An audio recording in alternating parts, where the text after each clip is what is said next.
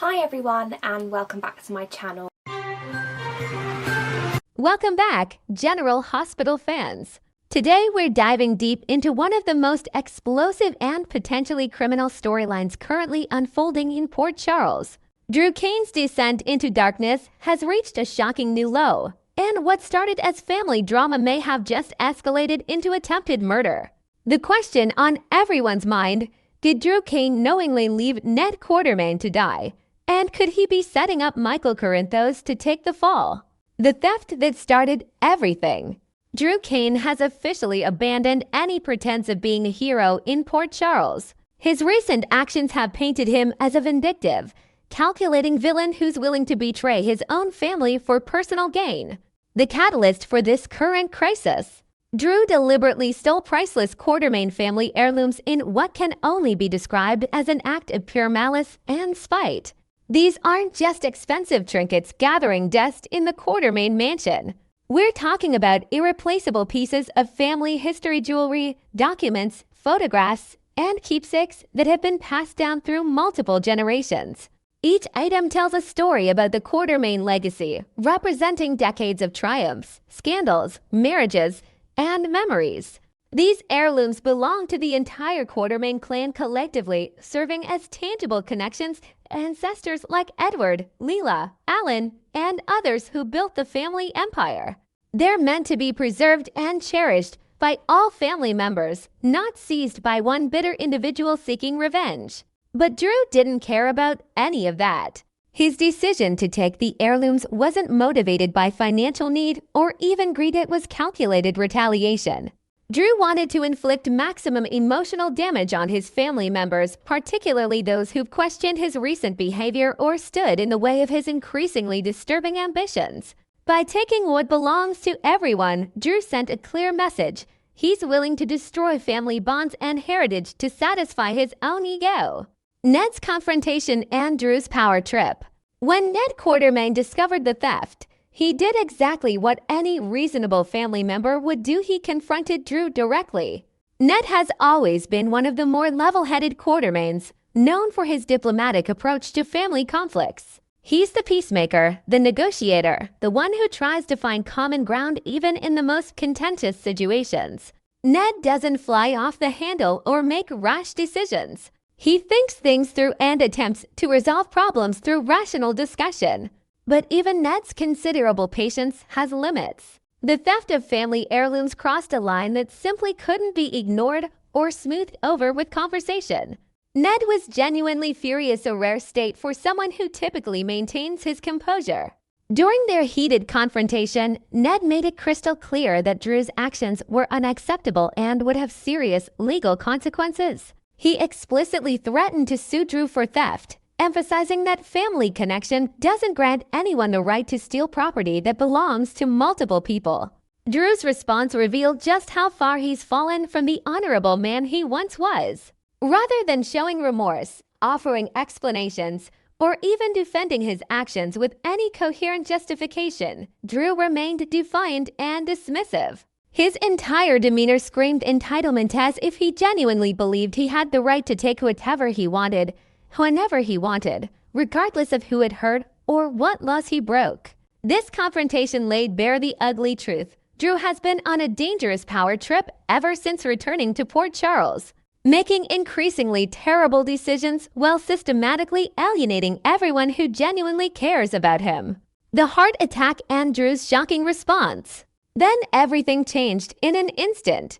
In the middle of their intense argument, Ned suddenly clutched his chest, his face contorted in pain. He was clearly experiencing severe physical distress, the unmistakable signs of a cardiac event. This wasn't dramatics or exaggeration. Ned Quartermaine was having a genuine, life-threatening heart attack right in front of Drew's eyes. This was the moment that should have triggered Drew's instincts as a former Navy SEAL, as a father, as a decent human being. This was when Drew should have immediately called 911, checked Ned's vital signs, helped him to the ground safely, and provided whatever first aid he could until paramedics arrived. Every second counts during a heart attack. The difference between receiving immediate medical attention and being left alone can literally mean the difference between life and death. Permanent heart damage can occur within minutes without proper intervention. But Drew did none of those things. Instead, Drew's response was so disturbing, so callous, that it's difficult to comprehend. Drew actually laughed. He accused Ned of faking the heart attack, comparing him to Edward Quartermain, who famously used fake cardiac episodes to manipulate family members decades ago.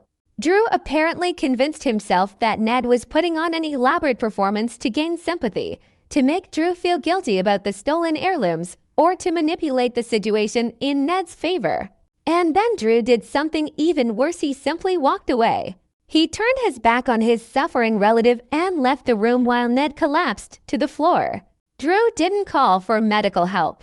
He didn't alert anyone else in the mansion that Ned needed assistance. He didn't even pause to check whether Ned might actually be in genuine danger. Drew just abandoned Ned, leaving him lying there alone, potentially dying, with no one aware of his critical condition. The sinister possibility of premeditated murder. Here's where this situation transforms from tragic negligence into something far more sinister and calculated. What if Drew actually recognized that Ned's heart attack was real and made a conscious decision to let him die? What if this wasn't a case of mistaken belief or poor judgment, but rather cold-blooded, premeditated murder? Consider the evidence and Drew's potential motivations. Drew has been engaged in an increasingly vicious campaign to destroy Michael Corinthos for weeks now. This isn't just business rivalry or family squabbling. Drew wants to completely annihilate Michael's life. He's targeting Michael's position at Aurora Media, working to undermine Michael's reputation throughout Port Charles, and actively seeking ways to remove Michael from positions of power and influence. Drew's hatred for Michael has become all-consuming, driving decisions that make no logical sense except as acts of destruction. Ned represented a significant obstacle to Drew's ambitions. As a prominent Quartermain family member and someone who explicitly threatened legal action over the stolen heirlooms, Ned could have seriously derailed whatever schemes Drew has been planning.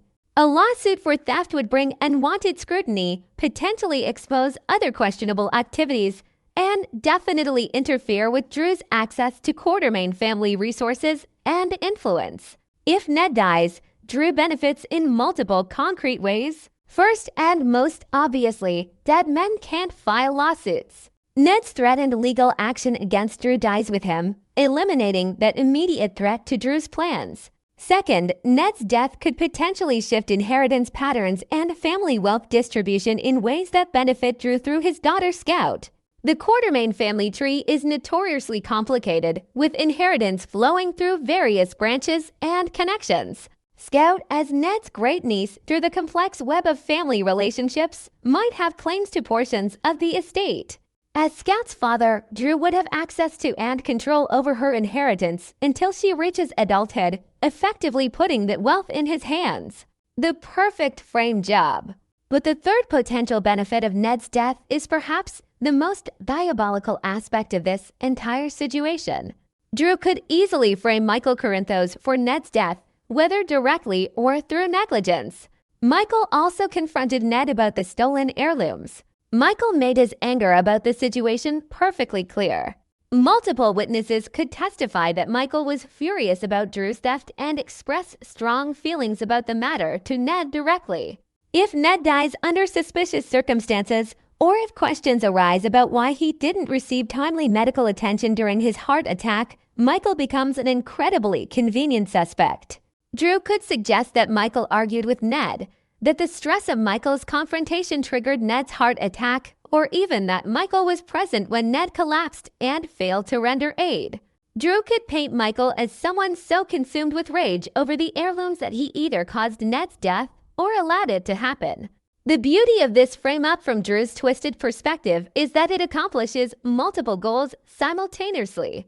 It eliminates Ned as an obstacle, potentially gives Drew access to additional Quartermain wealth, and destroys Michael in the process. Michael could face criminal charges for negligent homicide or even murder. His reputation would be permanently destroyed. His family relationships would suffer catastrophic damage.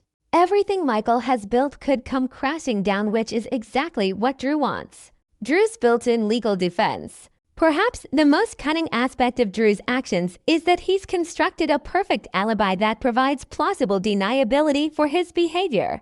When Drew claims he thought Ned was faking the heart attack just like Edward Quartermaine used to do, he's actually invoking a well-established pattern of behavior that everyone in Port Charles knows about. Edward Quartermaine's fake heart attacks were legendary throughout the community. For years, Edward used fake cardiac episodes as his go-to manipulation tactic whenever he wanted to guilt family members into compliance, win arguments, or get his way in business dealings. He'd clutch his chest dramatically, gasp for breath, and make everyone think he was on death's door only to miraculously recover once he'd gotten what he wanted. It became such a predictable pattern that family members eventually started questioning whether Edward's medical emergencies were ever genuine. This family history gives Drew the perfect cover story. He can claim with apparent sincerity that he genuinely believed Ned was pulling an Edward-style manipulation. Drew can argue that any reasonable person familiar with Quartermaine family dynamics would have been skeptical under the circumstances. He was in the middle of a heated confrontation about stolen property. Emotions were running high, and then suddenly Ned conveniently has a heart attack. Drew can make it sound like the most obvious manipulation attempt in the world. Drew's defense attorney would have substantial material to work with. They could argue that Drew had no medical training to distinguish between a real heart attack and a fake one.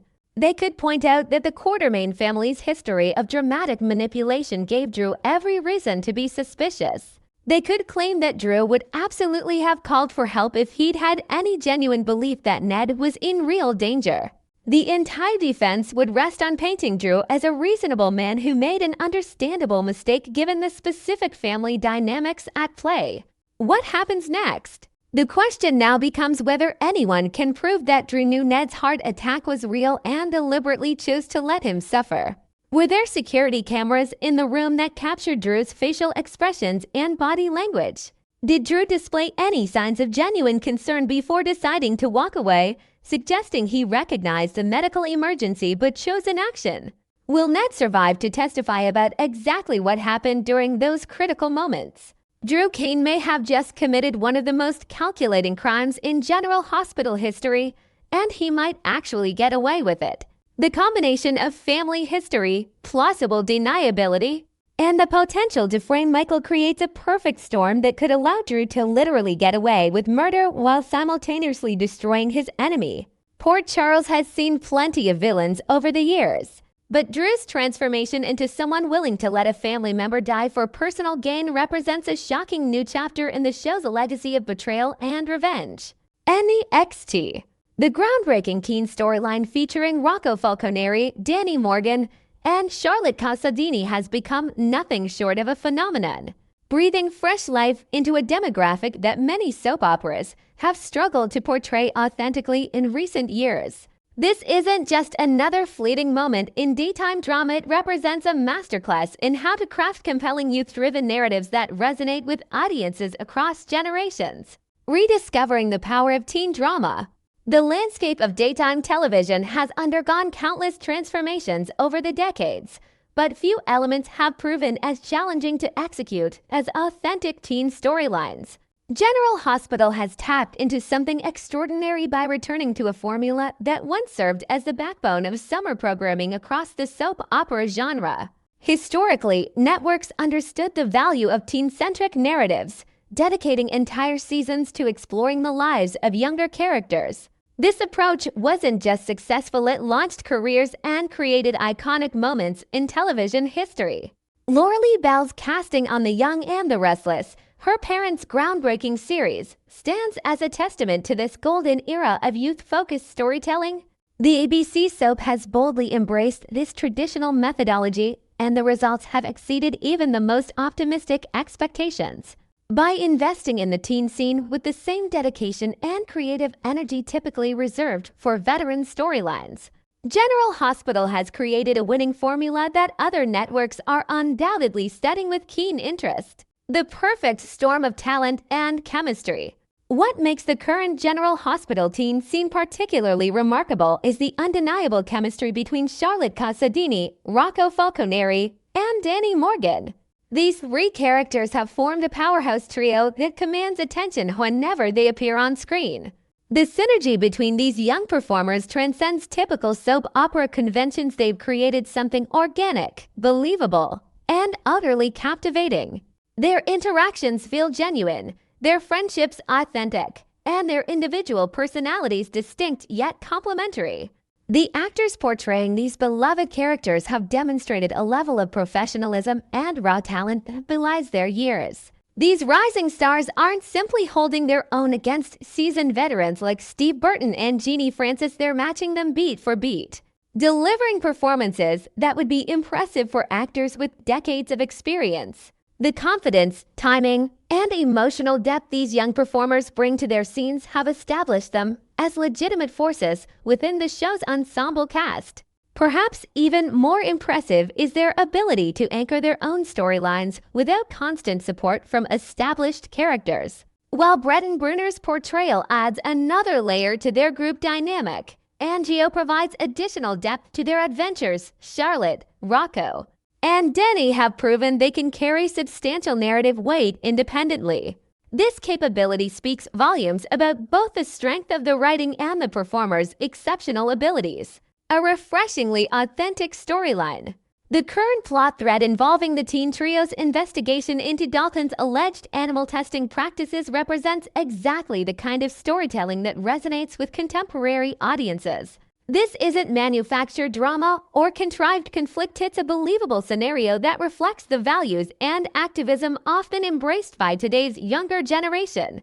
Teenagers and young adults in the real world frequently engage with social justice causes, environmental concerns, and ethical issues surrounding corporate practices. By incorporating these elements into the narrative, General Hospital has created something that feels both timely and timeless. This approach stands in stark contrast to the paths chosen by competing soap operas. Rather than defaulting to the well-worn territory of romantic entanglements, complicated love triangles, or sensationalized storylines that strain credibility, General Hospital has taken the road less traveled. The show's writers have demonstrated remarkable restraint and wisdom by avoiding the trap of forcing premature romantic scenarios onto these young characters. Days of Our Lives recently stumbled with a teen pregnancy storyline that lacked the nuanced exploration such as serious topic demands, serving as a cautionary tale of how not to approach youth-oriented narratives. The decision to focus on friendship, moral dilemmas, and social consciousness rather than romantic drama has proven to be a masterstroke. It allows these characters to develop as individuals, to showcase different facets of their personalities, and to engage with issues that matter without reducing them to romantic interests or relationship drama. Legacy characters and family connections. One of the most ingenious aspects of General Hospital's teen scene revival is the strategic use of legacy connections. Charlotte, Danny, and Rocco aren't random teenagers dropped into Port Charles without history or context. They represent the continuation of some of the show's most beloved family dynasties. Their deep roots in the community provide instant investment for longtime viewers while offering compelling backstory for newer audiences. Danny Morgan carries the combined legacy of Jason Morgan and Sam McCall to characters who have been central to General Hospital's narrative for years. Rocco Falconeri represents the union of Dandy Falconeri and Lulu Spencer, connecting him to both the Falconeri and Spencer families. Charlotte Casadini brings together the complex histories of Valentine Casadini and Lulu Spencer, creating a character with inherently dramatic possibilities. These familial connections aren't just window dressing, they inform the characters' choices, relationships, and worldviews in meaningful ways. The sibling dynamics woven throughout these storylines add another dimension of richness to the narrative tapestry. The relationship between Danny and Rocco as brothers provides opportunities for both conflict and support, rivalry and loyalty. Similarly, the connection between Rocco and Charlotte as half-siblings through their shared mother Lulu creates interesting dramatic possibilities. These family ties ground the teen storyline in the show's broader mythology while allowing fresh perspectives and new conflicts to emerge organically. the competition falls short. When examined against the backdrop of what's currently happening across other daytime dramas, General Hospital's success with its teen scene becomes even more pronounced. Days of Our Lives attempted to recapture magic with their focus on Holly Jonas and Tate Black, but the execution fell disappointingly flat. The storylines lacked the authenticity and depth that viewers crave, reducing potentially interesting characters to superficial plot devices rather than fully realized individuals. The Young and the Restless, once a powerhouse in teen-centric storytelling, has essentially abandoned this demographic entirely. It's been years since the show featured a legitimate teen scene that captured audience imagination or generated significant viewer investment. The Bold and the Beautiful has similarly shifted its focus almost exclusively to young adults, bypassing the teenage years altogether. This industry-wide retreat from teen storytelling makes General Hospital's commitment to this demographic all the more remarkable and praiseworthy. Fan enthusiasm reaches fever pitch. The response from General Hospital's passionate fan base has been overwhelmingly positive, with viewers taking to social media platforms to express their enthusiasm for the teen storyline. One particularly insightful fan observation noted that Charlotte is the brains of the group. Danny is the enforcer. Rocco is the heart. This assessment perfectly captures the distinct role each character plays within the trio's dynamic, highlighting how their different strengths complement each other to create a cohesive and compelling unit. The nostalgic comparisons to previous beloved teen groups speak volumes about the impact this current storyline is making. When fans invoke the legendary quartet of Elizabeth Weber, Emily Quartermain, Nicholas Casatini, and Lucky Spencer, arguably one of the most successful teen ensembles in soap opera history, they're acknowledging that Charlotte, Danny, and Rocco have achieved something truly special. That comparison isn't made lightly, as those characters from the late 1990s set a gold standard that many subsequent attempts at teen storytelling failed to match. Another fan perfectly articulated what makes this particular combination so powerful. Another generation of teens working together. I love it. And you can't beat Jason and Sam's son, Valentine and Lulu's daughter, and Dante and Lulu's son. This comment underscores how the legacy aspect amplifies viewer investment. These aren't just any teenagers. They're the children of characters audiences have followed for decades, making their journey feel like a natural extension of stories viewers have been invested in for years. The appreciation for sibling dynamics has emerged as another recurring theme in fan reactions. These relationships provide emotional anchors that feel genuine and relatable, showcasing bonds that exist outside of romantic contexts. The interactions between Rocco and Danny as brothers, Danny and Scout as siblings, and Rocco and Charlotte as half-siblings create a web of connections that enriches every scene and provides multiple entry points for dramatic conflict and heartwarming moments alike. Perhaps most telling is the declaration from fans that the creative powers behind the show have struck gold with actors Bluesy, Usher, and Finn, who bring these characters to life with such skill and authenticity. When viewers specifically acknowledge the performers rather than just the characters, it indicates a level of engagement that goes beyond simple plot appreciation. It reflects recognition of genuine talent and compelling performances that elevate the material. Lessons for the broader soap opera industry? The success of General Hospital's teen scene offers valuable lessons for the entire daytime television industry. The formula isn't complicated, but it requires commitment and creative courage. First, cast talented young performers who can actually act rather than simply relying on looks or connections. Second, write these characters with the same care and attention devoted to veteran characters, giving them complex motivations, realistic challenges, and meaningful relationships. Third, ground teen characters in the show's history by making them the children of established characters, creating instant investment and dramatic potential. Fourth, avoid the temptation to rush these characters into romantic storylines or adult situations before properly developing their individual personalities and friendships. Fifth, give teen characters agency by allowing them to drive their own plots rather than existing merely as accessories to adult storylines. Finally, trust that audiences will respond to well-crafted youth narratives that reflect authentic experiences and values rather than sensationalized drama. The current General Hospital teen scene demonstrates that when executed with skill, respect, and creative vision, youth-oriented storylines can become appointment television that appeals to viewers across age demographics. Charlotte, Danny, and Rocco have proven that the teen scene isn't a relic of soap operas past, it's a vibrant, essential component of the genre's future. Thanks for watching, guys. See you soon. Bye.